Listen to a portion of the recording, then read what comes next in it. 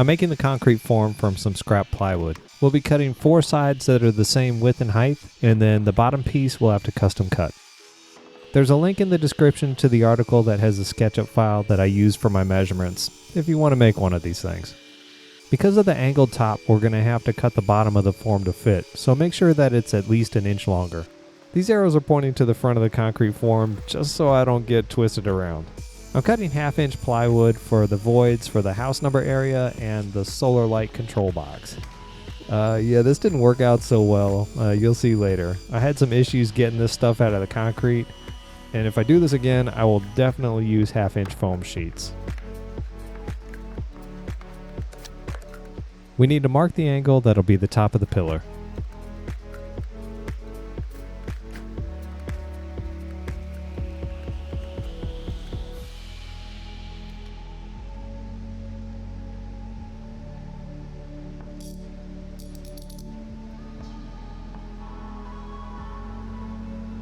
Line up the bottom of the form with the line we just made. You're going to scribe your angle and then make your cut using this on the table saw. You'll do this for both sides so that we have an exact fit.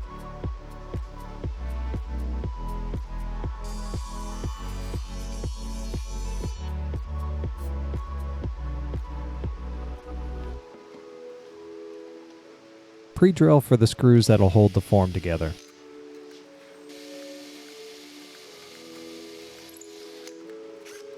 We're only going to assemble 3 sides right now for easy access inside the box. We'll do the last one later.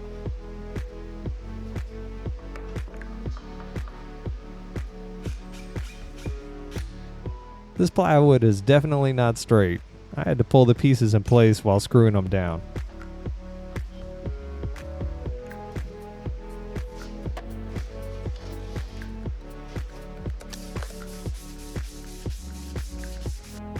I might use this form again, so I'm sealing it up with some exterior Sparvar. We need to drill holes for the 1/4-inch irrigation tube that'll run the electrical wires. This will run from the top of the pillar to the bottom corner of the inset area that the house numbers sit in.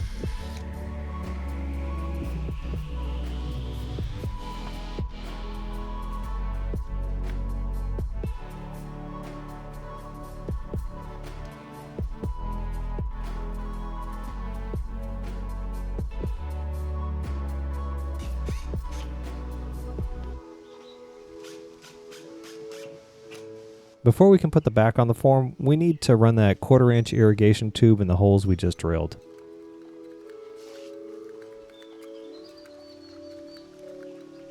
Make sure you don't pull too tight and create a bend in the irrigation tube. Seal things up with some silicone.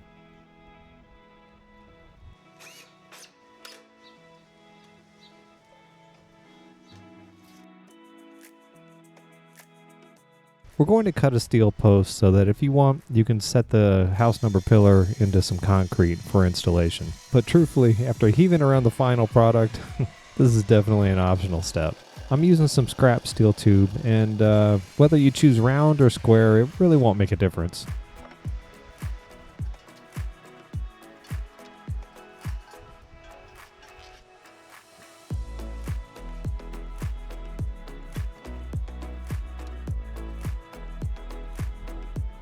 I'm cutting 4 pieces of rebar 2 feet in length. This is going to be inserted into the concrete to help reinforce it.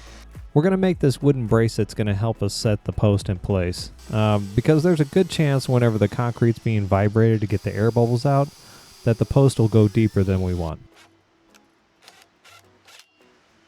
I'm going an economical route, let's say, and using cooking spray as my concrete form release. We need to make sure that the form is level. The concrete I'm using for this project is a 5,000 psi mix that comes in 50-pound bags.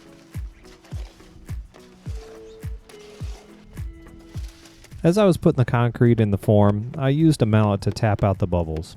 When I make one of these again, I think I'm just going to go back to what I used to use, which is a palm sander. It does a pretty good job of vibrating out the air bubbles. It took about 3.5 of these 50-pound bags to fill up the form. Whenever you put those 2-foot sections of rebar in, leave them a little to the top of the form, because tapping or vibrating the bubbles out will cause them to move down.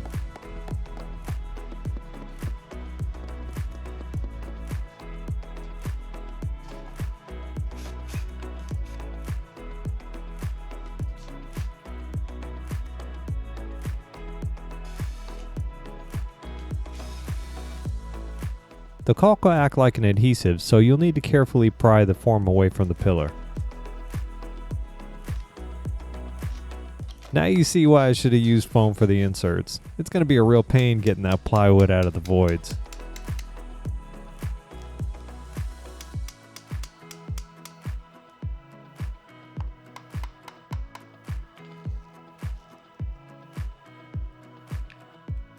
Even after being really careful in these areas, I still had some chip out. Chiseling out the top void area was a good time for sure. I put the pillar in the ground to make skim coating it easier. Wet the pillar down before you start putting the skim coat on. I'm using an adhesive admixture and Portland cement for the skim coat.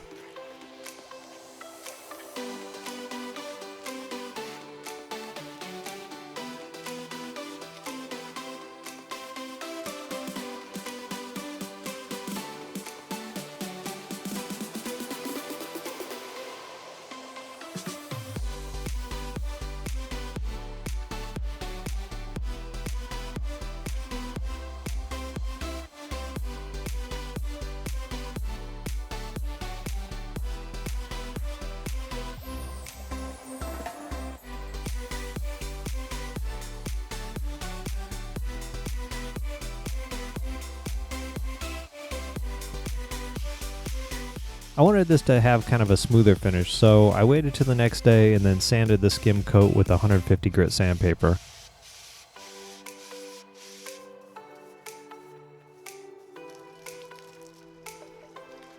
We want to cut the irrigation tube as flush with the concrete as we can, so just take your time with it. In addition to running wires through the tube, it'll provide a way for water to escape from that top void if any gets in. I wanted the numbers to pop in the daytime, so I painted the front void with 2 coats of white concrete patio paint. I should have measured twice in the hole in the top there. It wasn't big enough for the solar LED control box. You need to start with the score line first and then slowly work your way down.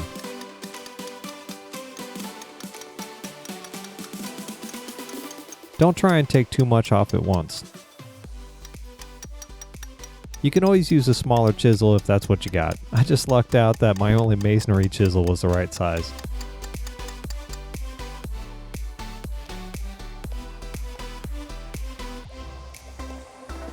Cut the wires at 6 inches from the control box. My wires were marked, but if yours aren't, make sure that you mark the original connections for when we solder them back together. The LED wires are too flexible, so we're going to need something to fish them through the tube. After looking around, I found some old networking cable and pulled out a couple of the strands. Feed your fishing wire through the tube. Twist the LED wires and the fishing wire together. Slowly pull the fishing wire from the top while pushing the LED wire from the bottom to get it started.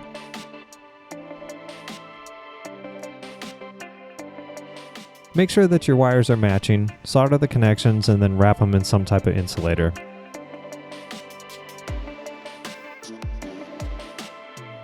I had some concrete waterproofer, so I decided to use it on the pillar. This is definitely optional, and just FYI, it made the concrete a little bit darker.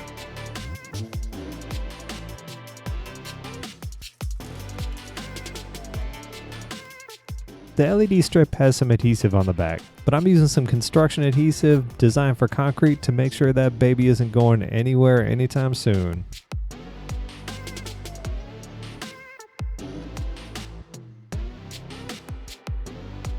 When you cut your LED strip to length, make sure you cut on the black line. Do some test layouts before you start marking and drilling. In case you're wondering how I figured out the size of the void for the house numbers, I really just went off the QT Home Decor box that they came in.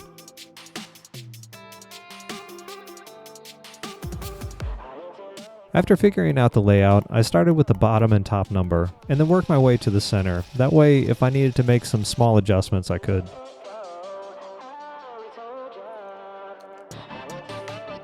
It was pretty nerve-wracking drilling those holes.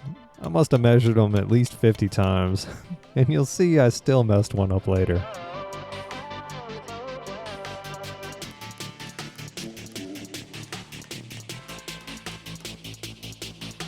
Man, I sure did measure the heck out of that number 8.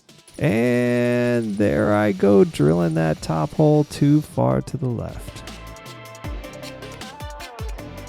This is where I realized that it looks crooked. So after a little bit of cursing, I mixed up some of that adhesive and Portland cement mixture and used that to fill the hole. I checked it the next day and it was a little bit soft, plus it was the end of the weekend, so I waited a week to re-drill the hole.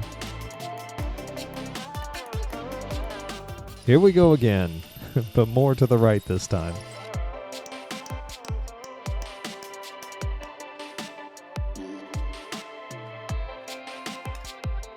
To touch up everything, I put on one last coat of paint.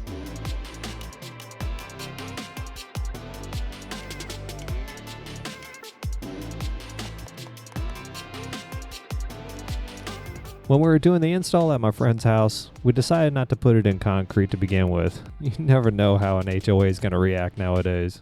Well, I want to thank you for watching. Barta's Adopt a Shop Helper cameos next. Please hit that like and subscribe button, and we'll see you next time.